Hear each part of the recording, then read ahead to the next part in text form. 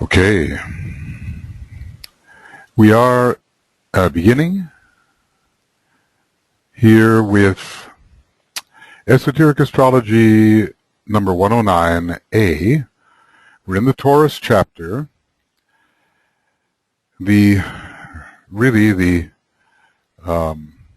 a certain perspective, the 12th sign, if one begins in Aries. And if one begins in Pisces, it is, as it were, the 11th sign going clockwise. We've been talking about the power of Vulcan to fashion and the power of the entire human kingdom to become the macrocosm of the lower kingdoms, which are to it the microcosm, and to be the fashioner and conditioner through the power of the will of all these subhuman kingdoms. And there have been a number of enigmatical statements made about those who sleep in the caves of the earth will arise and bring liberation, and that which is of the earth can also be found in the sky. Interestingly, there is this relation of Vulcan not only to the dense physical plane, where it is in a sense related to the moon, but also a relationship of Vulcan to the etheric level. The Agni Chaitans, which are both etheric and dense physical, have a close relation to the energy of the planet Vulcan. Anyway, that's where we left off. And now we're going on to page 387, Esoteric Astrology Adventure number 109. It is the subjectivity of this sign which makes the understanding of it so difficult. It's interesting, he also said that about Libra, not about its subjectivity, but two Venus signs, Libra and Taurus, difficult to understand. So the subjectivity of Taurus. Now, this is peculiar in a sense because we are dealing with a sign which has so much to do with materiality and manifestation and with the dense physical level, where the moon is, in a sense, exalted. It will not be until humanity has grasped the nature of the will that the true significance of the Taurian influence will be grasped. Some significance will be grasped. The more material or manifestational significance, because after all, on the fixed cross we are told that Taurus is the major influence when it comes to the average human being who is driven by desire, but the true significance is something else. And we are told that sometime in the not-too-distant future, humanity will stand with massed intent to work on the dissipation of glamour and the cleaning out of the astral plane, and I think Vulcan will be a planet and Taurus a sign, which will be very important in that process. Both the sign Aries and the sign Taurus are concerned with the initial impact of energy upon form, or of energies upon the soul. As I said earlier in the previous program, they both have their connection to Vulcan. We looked at the Great Bear, Aries, Libra, and then the Sun veiling Vulcan, and we see Vulcan as the ruler of Taurus. So they both have a driving power, initial impacts that set things in motion. I guess you could say they are both concerned with that aspect of God we might call the prime mover, that which moves all things, and which is in a way motion itself or energy itself. Man today is becoming slowly aware of the distinction to be found between the opposites, especially in this case soul and personality, and is grasping vaguely the true nature of desire. The Buddha's warning about desire came 2,500 100 years ago or so. The great imprisoning factor when directed into the unreal worlds, and he came to liberate humanity from desire, and Taurus is very much concerned with the liberating of humanity from desire. So slowly the implications of having certain types of desires are dawning upon humanity. The implications of having certain types of desires are dawning on the human consciousness. But he is still in the veil of illusion, hiding reality, and whilst there cannot see with clarity. And let us remember how important is the sign Taurus when considering all matters related to sight and vision. Taurus is so important in relation to clear vision. So man cannot yet see with clarity. One of the first opposites, okay, let's see where we are here. One of the first opposites which the disciple has to grasp is that of the subjective and objective worlds. And we can say that thus far, this is hardly grasped by the majority of humanity. Matter of fact, many people feel that the so-called psychological states are really epiphenomena of the functioning of the brain, as if matter is going to produce subjectivity. So that is a great mistake and not yet grasped. This extroversion of consciousness still prevails. The extroversion of the human consciousness still prevails. Three signs are also closely connected with initiation. Well, yes, and one could say that there is not a sign of the zodiac that is not somewhat connected with one or other of the initiations or the preparation process for those initiations. The hidden secret of Aries, Taurus, and Gemini is revealed at 3 successive initiations. The secret of Aries is the secret of beginnings. After all, how do beginnings start? Usually, in one sense, usually impulsed by those propulsive forces we call ideas. The secret of beginnings, of cycles, and of emerging opportunity.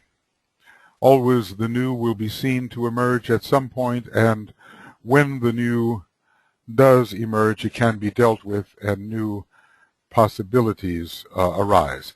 At the 3rd initiation, the initiate begins to understand the life of the spirit or of the highest aspect.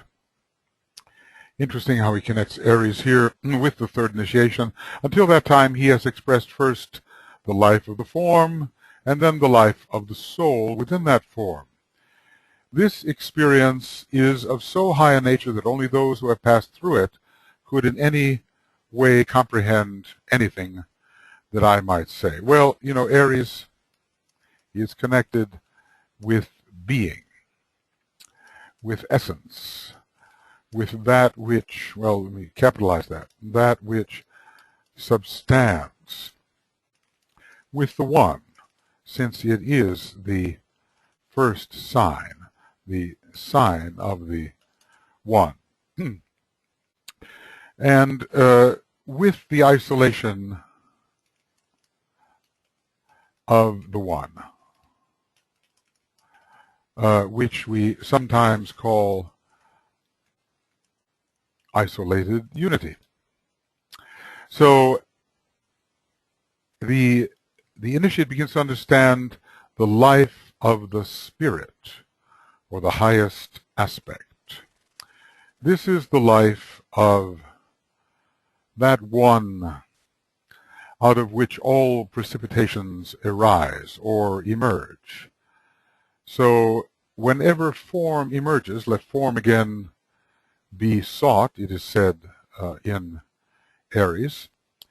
The third degree initiate realizes this to be a precipitation of the one substance. So Aries relates to the emergent precipitations of the one substance, I want to call it, rather than substance, because when you use the word, pronounce it as substance, it sounds material, but we are talking about being which substands matter.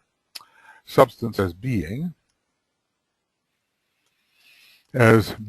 which substands matter. All right. I'd like to make that, add that one to the dictionary. Okay. So this Aries is connected with being, just the way it's connected with the mental aspect per se. The secret of Taurus is revealed at the second initiation by the sudden removal or disappearance of world glamour in the blinding energy of light. So this is connected with the second aspect of divinity. Taurus is the second sign. The astral plane is a kind of second aspect, counting either from the mental plane downward or from the etheric physical plane upward. This constitutes the final radiant activity which consummates the play of the Taurian force upon humanity during the long and cyclic journey to which man is committed. Well, as I understand this, the vanishing of individual glamour is a Taurian factor, but we are talking about the climax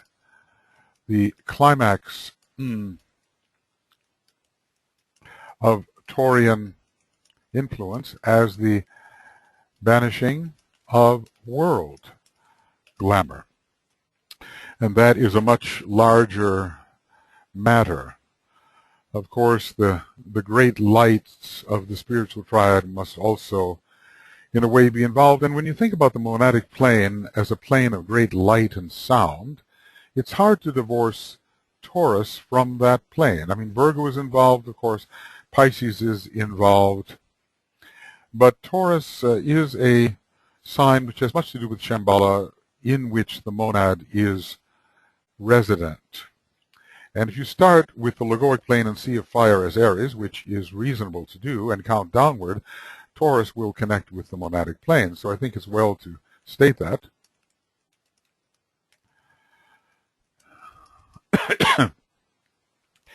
And that gives the 7 great sounds, should be stated, and great light. 7 great sounds, and the expression of great light, the light of life. Now, interestingly enough, both Aries and Taurus are connected with the light of life, and it has even been stated that this is the case, in a way, for Pisces. These are consummatory signs in which the spirit demonstrates itself. But in any case, here we're dealing with the world of light and the dispelling or disappearance or dissipation of all glamour. With Aries, the battle is with illusion, and there must be an intuitive dispelling of illusion which reveals the omnipresence of being, the synthesis which absorbs all things, all precipitated things, into the whole. With Taurus, it is another matter, and the sense of ill proportioned estimation of things is eradicated in this blinding light. And interestingly enough, another one of those signs, Libra, which it is said to be difficult to understand, is involved in this production of proportion upon the astral plane, and thus in the banishing of exaggerations and minimizations which are distortions and which are essentially glamour. The individual enacts on a tiny scale what humanity as a whole will enact when it takes initiation in Taurus, and this is the second initiation being referenced for all humanity, and this will occur in the rather, I would say, distant future. We have humanity coming to the possibility of the first initiation, and not all of humanity by any means, but a certain proportion of humanity coming into that possibility. But it'll be yet a while before it is possible for humanity to take the second initiation, a long time really, because between the first and second initiation, we are always told, quite a number of lives elapse for the individual, and therefore, I would say for humanity, quite a number of cycles. What is the analogy on the level of humanity to the life cycle of the human being? It's got to be, of course, much longer, and those cycles must elapse before it becomes possible for that second initiation to be taken by all of humanity. All right, we're talking about the relationship of these three subjective signs to humanity. The secret of Gemini has to be grasped at the first initiation, also associated, of course, with Capricorn, with Leo, with Virgo, and with Scorpio. Capricorn, Leo, Virgo, Scorpio, maybe even with Aries, in a certain sense, because it's the initiation of beginnings. But anyway, Gemini is connected with the first initiation and with the taking over of dense physical instinct by the etheric body, which has been properly patterned according to certain divine tendencies, and so the greater brother in the etheric sense is controlling the lesser brother in the material sense. Gemini holds the mystery of the father, mother, and child, but this is similar to Virgo. Similar to Virgo. It's very rare that the father aspect is mentioned in relation to Gemini. The two brothers usually are. Maybe the son and the mother are mentioned in relation to Gemini. Rarely the father aspect, but it is said of Virgo, of course, I am the mother and the child. I, God, that's the father aspect. I, God, I, matter, am. So now Gemini is being associated with the first initiation. The birth of the Christ child upon the physical plane is the consummating glory of the Gemini force, and this is a rather enigmatic thought. Usually the consummation is considered that of Virgo, but let's put it like this. How can we put it? It is the interplay of the two brothers that makes possible the birth of the Christ child upon the physical plane. And this has been taking place over a long period of time, ever since individualization, and more intensively since the first reversal of the wheel, or attempted reversal during the fifth pedal process. So one has to read with care and to try to understand. There's less fusion energy in the Gemini energy than in the Virgo energy, both constellations through which the second ray does come, and it is a fusing ray, but the consciousness of difference and the fusion of differences is achieved somewhat in Gemini, but a great integration of forces is achieved in Virgo. Virgo is a more, in a sense, integrative sign. Yes. Okay. But anyway, we will hold this particular statement up for consideration and for contemplation. When the solar angels came, they intended that the newly formed human being would one day demonstrate the Buddhic or Christ energy just as they do. And This is done upon the physical plane, and interestingly enough, Masonry is involved in this, and also, in the mass sense, the earth. Gemini is a great servant of the earth and is involved in the Christing of the earth in a larger perspective. Gemini involved in the Christing of the earth in a larger perspective. Okay.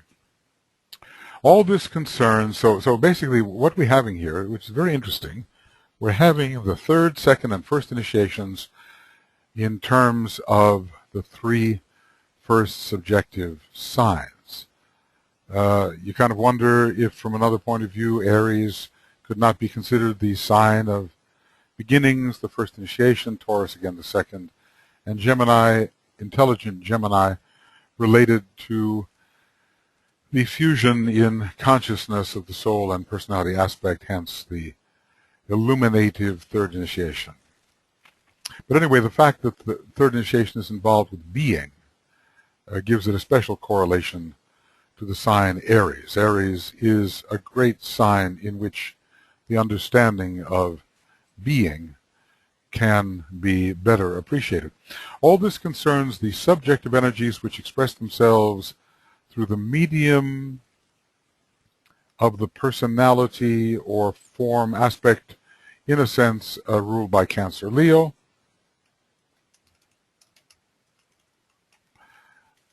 The fourth elemental, the personality elemental, is ruled by Cancer, and the integration and empowerment of that elemental is ruled by Leo, which rules the lower integrated personality as well as higher aspects of identity. When therefore I speak of subjective energies, I refer to forces pouring from the soul on soul levels into the form nature upon its own level of awareness. So we could say that the energies of Aries, Taurus, and Gemini fill the vessel, which is the personality.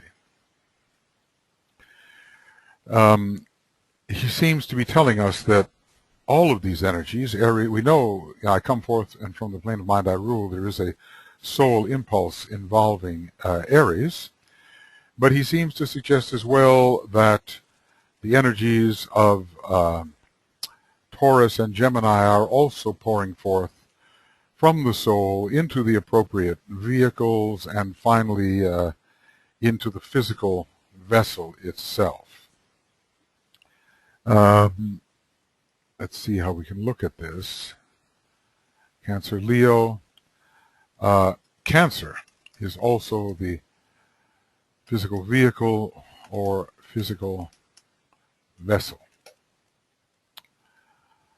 I could illustrate this by pointing out that desire is not, from the angle of reality, a subjective quality except insofar as it is a distorted or glamorous use of the energy of will.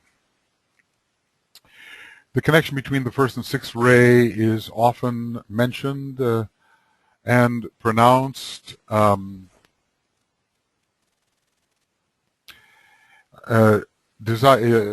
which occurs in the subtle bodies is not considered to be truly subjective. It has to emanate from the soul on the higher mental plane minimally to be considered subjective.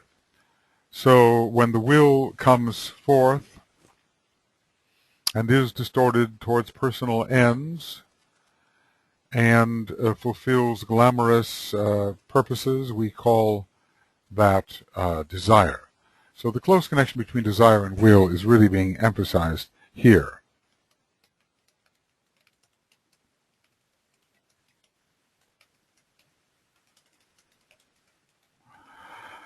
Desire is the force of the form nature. Will is the energy of the soul, minimally that.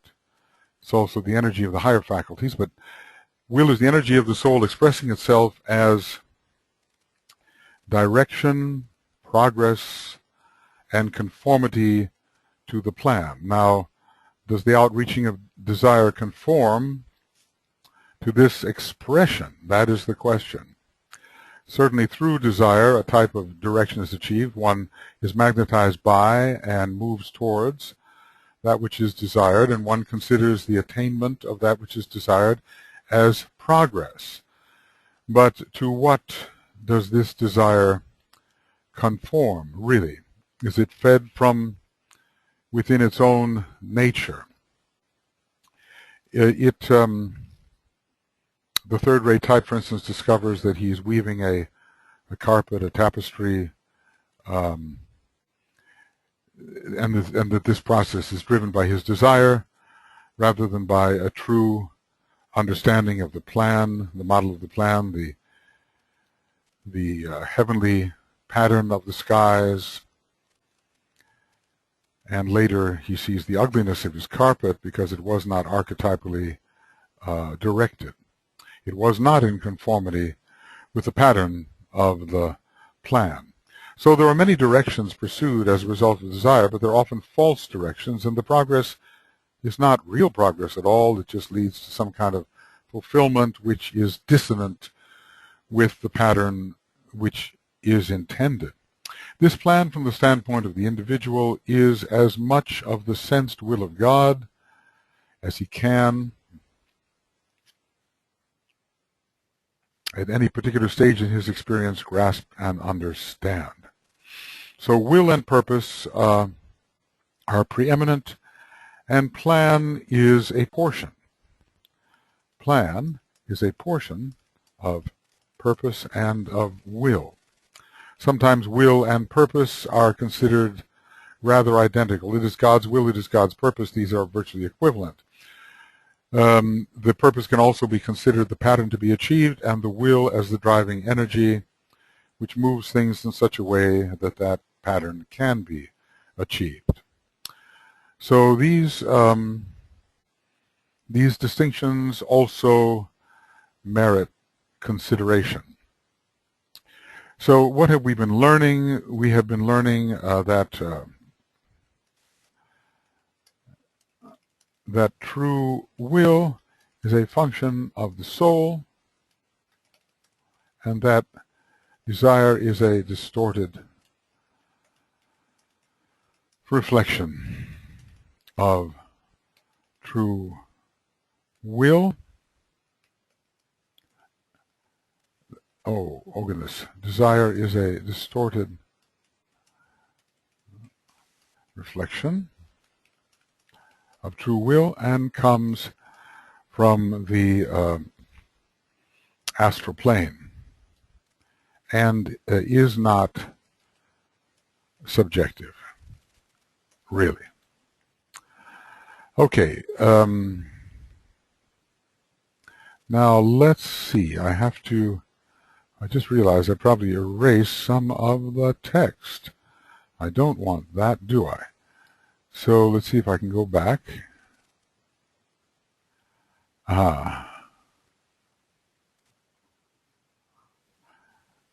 Okay.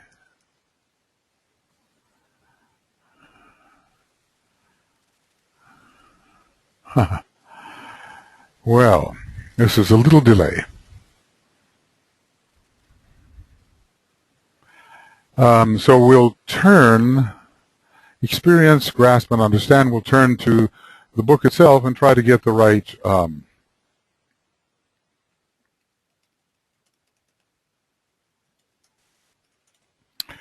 we'll try to get the right thing here. This is not it. Yes, this would be it here. These distinctions also merit consideration. The average human being may consider desire as subjective. Okay, so now we'll put that in after the word consideration. These distinctions also merit consideration. The average human being. And there we are. That's what happens when certain words get erased. But we managed to retrieve them. Okay. So plan is not complete. It does not give the entirety of God's will, not by any means. It does not represent purpose in its entirety, but it's an adaptation.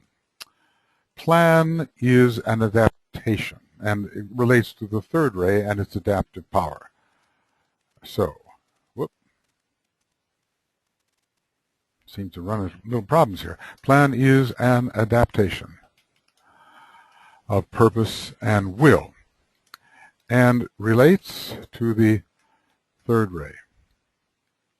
These distinctions also merit consideration. The average human being may consider desire as subjective, as interior, I suppose, because he is so completely identified with form life upon the outer planes that the impulses and incentives coming to him along the stream of consciousness are viewed by him as intangible and mystical. But, of course, they are still quite material. And as his consciousness proceeds inwards and becomes more focused in the subtle bodies, then they will appear quite tangible and not mystical, quite material, really. Yet they are in reality but form radiations. That's what he's telling us here, really, isn't he? He's telling us that desire is a form radiation and a reaction and are not truly and technically subjective at all. So, really, desire is said to be a form radiation. That's a good way of expressing it, and not a radiation of the soul. So, from this perspective, will is a soul radiation. The high call of duty, the sense of responsibility, are truly subjective in nature, for they come from the soul, and are the response of the soul to the pull of form. This is something to be remembered. Sometimes people seek to become psychic as if that will necessarily give them some sort of spiritual elevation, but in fact, the average psychism can cover these impulses which truly come from the soul. This is to be remembered, then. It's not very glamorous, is it? The high call of duty and the sense of responsibility, these are truly coming from the soul and are truly subjective in nature. Gradually, the disciple learns to distinguish between these distinctive aspects of energy and force which impinge ceaselessly upon his consciousness. There are so many,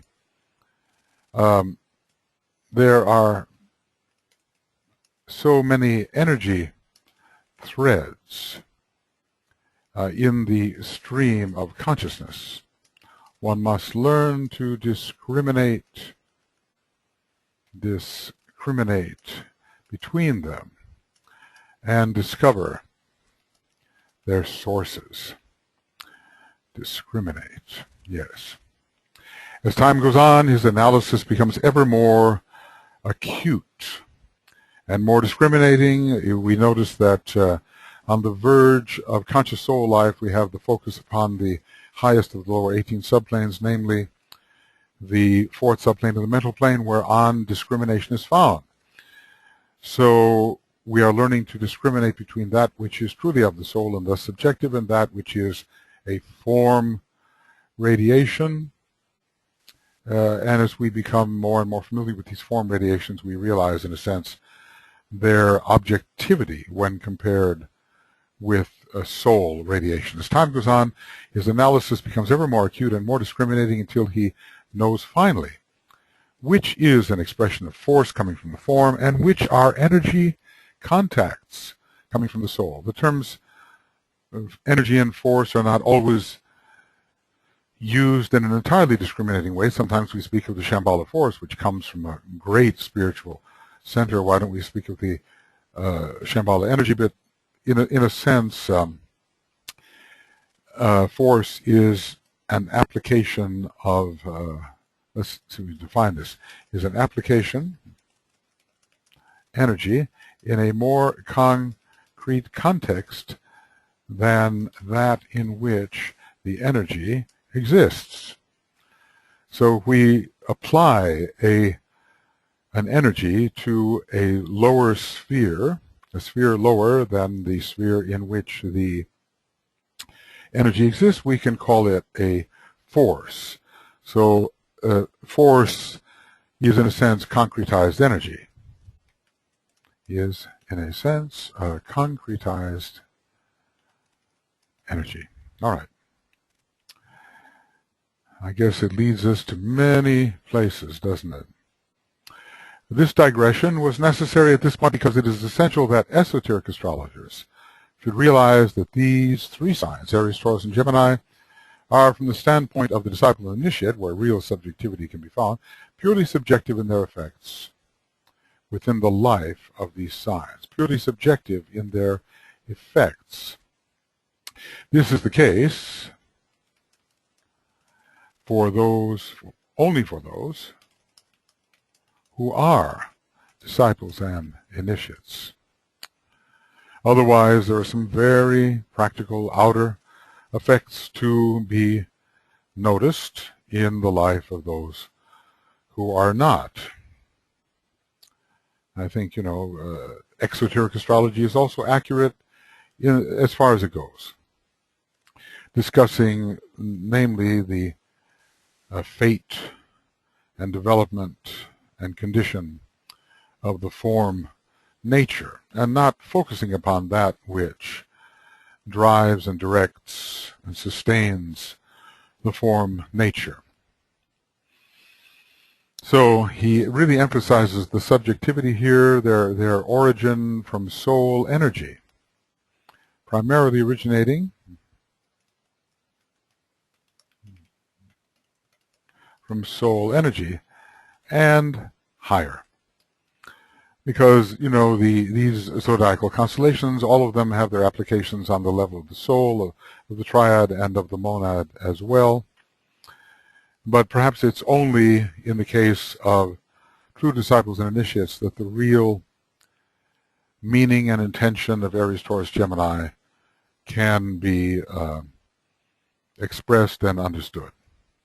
They can only find outward expression in the life of the subject and be consciously directed and controlled in Cancer. So they can only find outward expression in the life of the subject. I suppose this is the soul within the personality and on its own plane, and be consciously directed and controlled in Cancer, thus leading to the great liberation which takes place in the polar opposite to Cancer, Capricorn, and also in Aquarius and Pisces, because all of the last three signs are liberative signs, and all of them have to do with the final initiations, whether third, fourth, and fifth. Capricorn is related to 5 major initiations. Does that begin at 1 or at 3? If it begins at 3, or even if it begins at 1, it's involved with the 4th and 5th initiation. So is Aquarius, particularly with the 3rd and the 4th initiation, maybe the 5th too, and Pisces with the 4th and the 5th initiation, I would say. So these essentially subjective energies find outward expression in the life of the subject and can be consciously directed and controlled in Cancer, where the, let's say, where the subjective energies are consolidated in form, thus leading to the great liberation eventually, which takes place in the polar opposite to Cancer, which is Capricorn. So once there is an integration and the informalization, the embodiment of these energies in an integrated way in Cancer, we are prepared eventually to take these integrated energies and arrange for the liberation of the consciousness in the sign of the mountaintop Capricorn. This, of course, refers to effects upon man upon the reversed wheel. So the subjectivity of these three signs,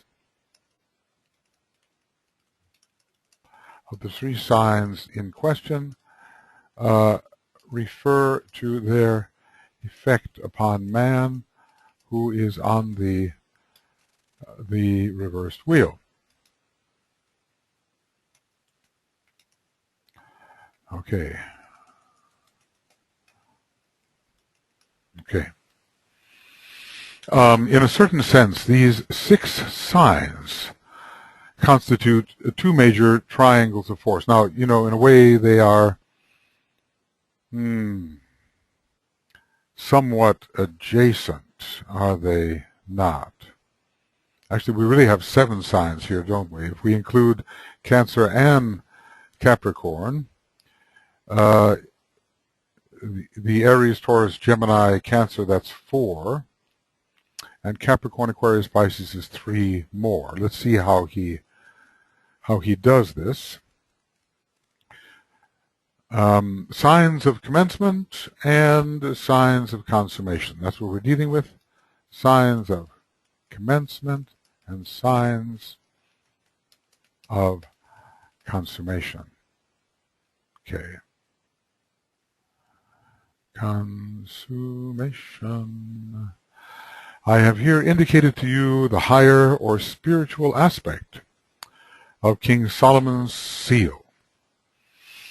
Obviously, there are so many ways in which this seal is used. The so-called Jewish star, which is a low expression of its nature. The symbol for the Deva kingdom, in a way. The symbol for the monad, in a way.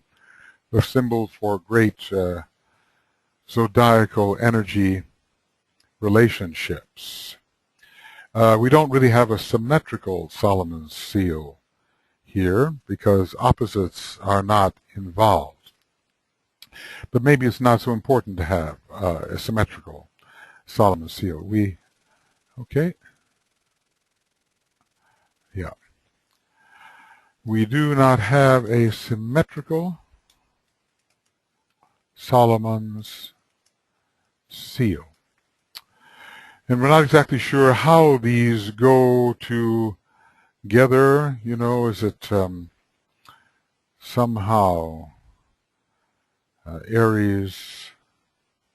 Well, I don't think I should even really hazard a guess. It depends on whether we include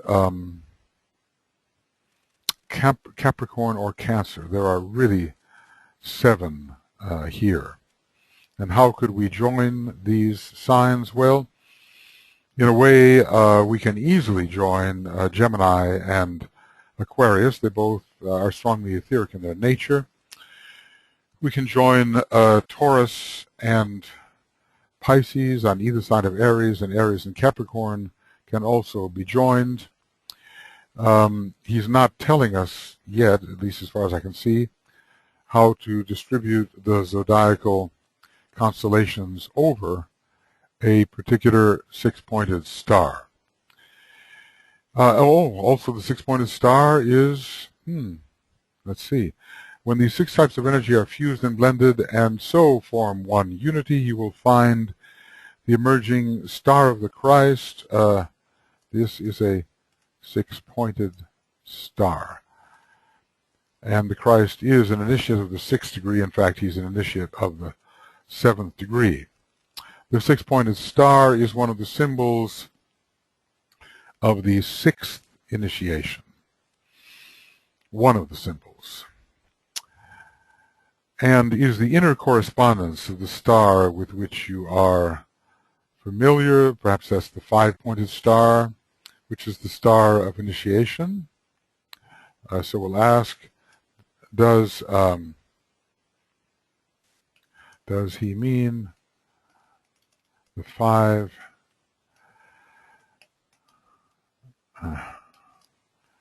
5-pointed star?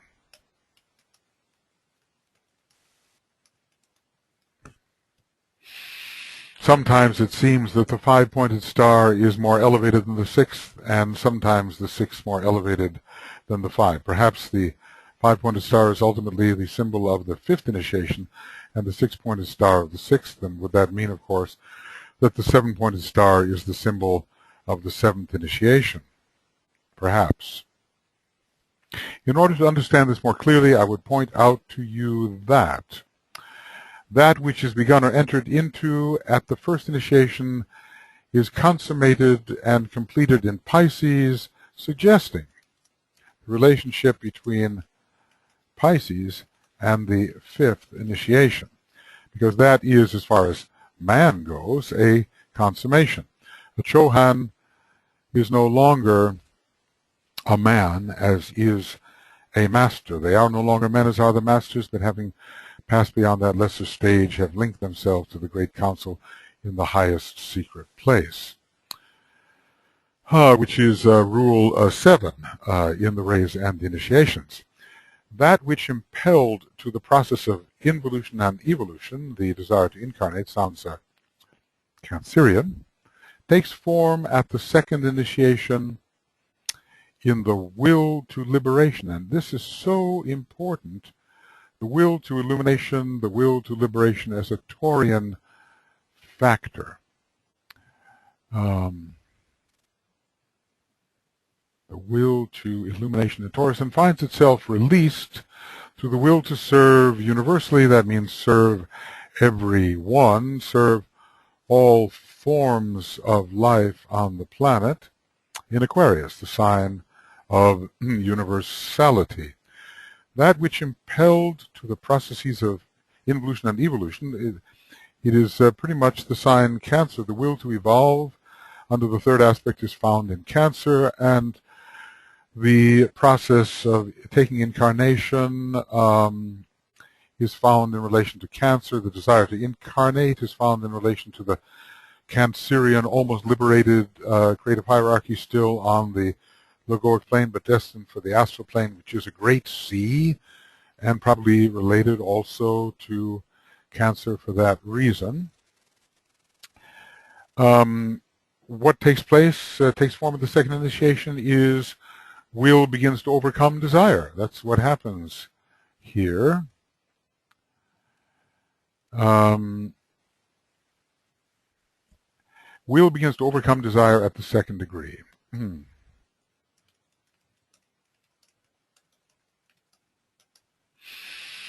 And Mars must give way to Vulcan, which starts to be quite strong. Well, at all the initiations, but at the second degree it's quite strong, representing the will, and also very strong at the third degree, where overcoming Mars altogether.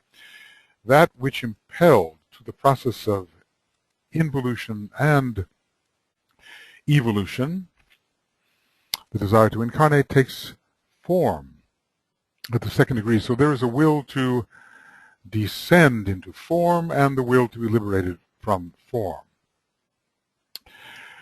Two types of will desire. The will to descend into form through incarnation, and the will to be liberated from form through, well, let's call it simply liberation. The will to liberation. I like that formulation. It had not dawned on me quite so powerfully here. I often thought the will to liberation had a lot to do with Aquarius, Uranus, and liberation, but we know that driving force towards Satori, towards illumination, and towards transfiguration. We can consider this way, that Taurus as a driving force towards transfiguration. And so there is a very close connection between the new group of world servers ruled by Taurus and the spiritual hierarchy ruled by Aquarius. They are both bodies which move towards liberation, but the liberated one returns to serve. So the driving towards the great light of liberation is Taurian. Okay. The drive towards the great light of liberation is Taurian, and once the light is achieved, in Aquarius one serves with that light. Okay, again we're dealing with these three subjective signs. That which is fluid and changeable in Gemini Always there is a fluidity and synthesis in Gemini, produces the great shift in consciousness which distinguishes the initiate from the disciple. Fluid and changeable. Eventually, the polarization switches over to the higher of the brothers. This, at the third initiation, becomes a fixed attitude in Capricorn, although there are probably vacillations and oscillations under the Gemini experience in which the realization of the third degree is fleetingly understood or seen or registered. So this, at the third initiation, becomes a fixed attitude in Capricorn. The concrete form life is transcended through transfiguration, I would say, and the inner man reorients and assumes an unchangeable direction. So Gemini always changes, but at this point Capricorn fixes the orientation. Now we've been moving. Earlier we moved Aries, Taurus, Gemini from the third to the second to the first initiation. Now the first initiation seems to be connected here with Aries to a degree, of the first initiation with Aries, and entering into another kingdom of nature and going around in the counterclockwise manner until Pisces gives us the consummation of the true consummation at the fourth or better fifth degree. Whatever impelled the processes of evolution, and that is, in a way, desire for form life, so Taurus is involved, takes form at the second initiation with the will to liberation, and we do see how important the sign Taurus is at the second initiation, not only in terms of dissipating glamour through a great light, but as a driving force of will towards freedom. Now, you have to say the will to liberation, strongly characteristic of the Buddha.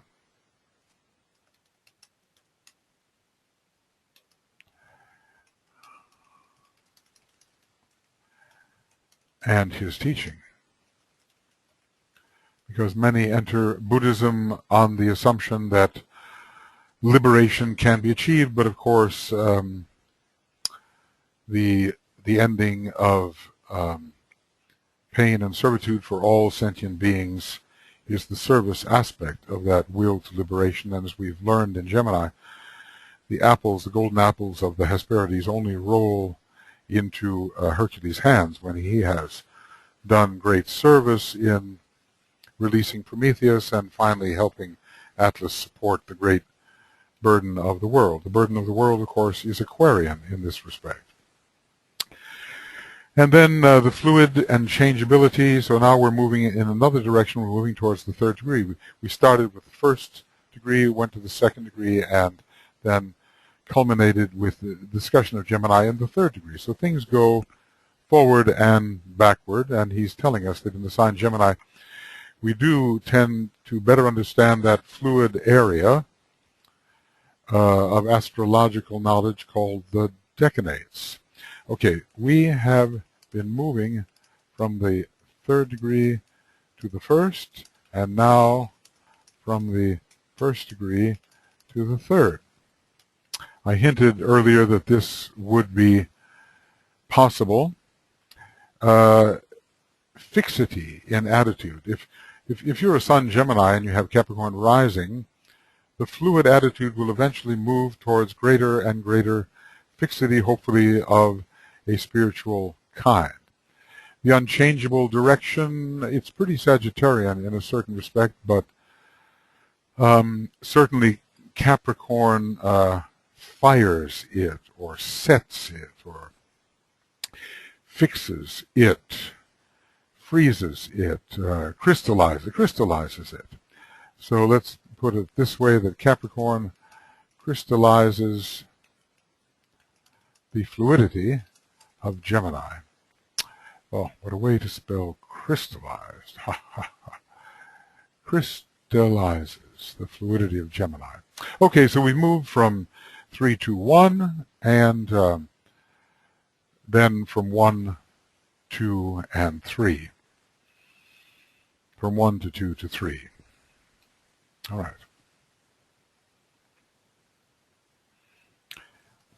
You might ask here why I deal with these abstractions, and we have been noticing that Master DK in the last 3 chapters has dealt with a lot of abstractions. Seems to be somehow a more elevated consideration of the energy relationships from the planetary, systemic, and cosmic levels. More of this has been coming through in the last 3 signs. Signs of subjectivity, at least for the disciple and initiate. He's given many concrete examples in the earlier descriptions of the signs, and more abstractions than these. You might ask here why I deal with these abstractions. When searching for what an abstraction is, one has just to go to a chapter like this where Master DK names what he's doing as an abstraction. I would reply that in your effort to understand and grasp the truth which lies beyond your reason, even in regarding it as a hypothesis hitherto unproven, you are gradually developing an aspect of your mind which is much needed in the process of realization, and which must be called into effective service during initiation. So he's giving us a pedagogical heuristic method of developing the abstract mind. Okay. So we have to develop faculties which presently we do not have and which we cannot even estimate. We don't really know what they are, but as we deal with the attempt to understand, the attempt is building interpretive muscle, as it were. And it will lead us via the abstract mind towards the processes of realization which technically occur on the 5th subplane of the atmic plane, though there are types of realization, the understanding of new connections, seeing things in a new light, which naturally occur in relation to the Buddhic plane and the higher mental plane, and all along the way. But strictly speaking, the factor of realization is related to the 5th subplane of the atmic plane. And these faculties must be called into effective service during initiation. Such an effort is needed if true understanding is to occur. Initiation is the demonstration of intuitive understanding put to practical expression. The understanding alone is not sufficient. This is why the very practical sign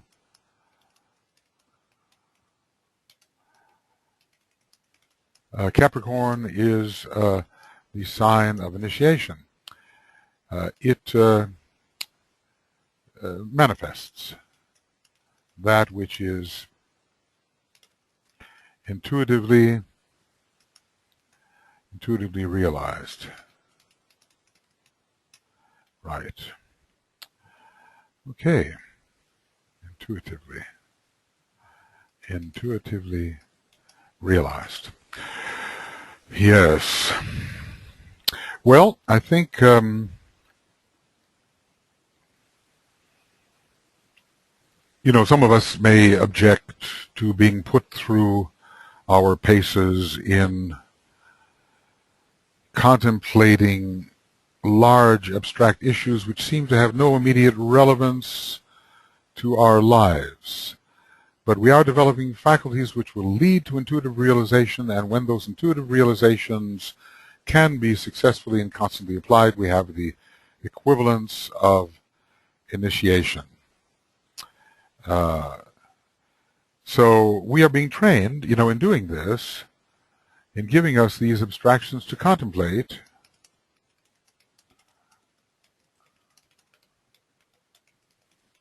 Master DK is preparing us for initiation. There's so many ways that he is working that we do not understand. When we can catch the layers within what he says, so often glossed over, we realize how very conscious he is about all that he is teaching. Probably Alice Bailey, as she was taking these things down, could not fully understand all that he had interleaved within his statements. So we have reached the point, the end of Esoteric Astrology Adventure 109A, page something, as always, page 391, I assume, and the beginning of Esoteric Astrology 109B, page 391. The Taurus chapter is a long one. I think it lasts almost until page 404. We still have another 12 pages or so to go. We're going at the rate of 2 pages to 3 pages per program. It seems a slow process, but we are discussing many ramifications and many connections which are suggested by what is said here. So it's a synthetic approach, brings in a lot of the other books and Cosmic Fire as well, the implications of what is being said. This hopefully is being revealed to a certain extent. So very shortly we will go on with the beginning. We will continue with the Taurus chapter, with the, as you say, the resumption of our initial theme.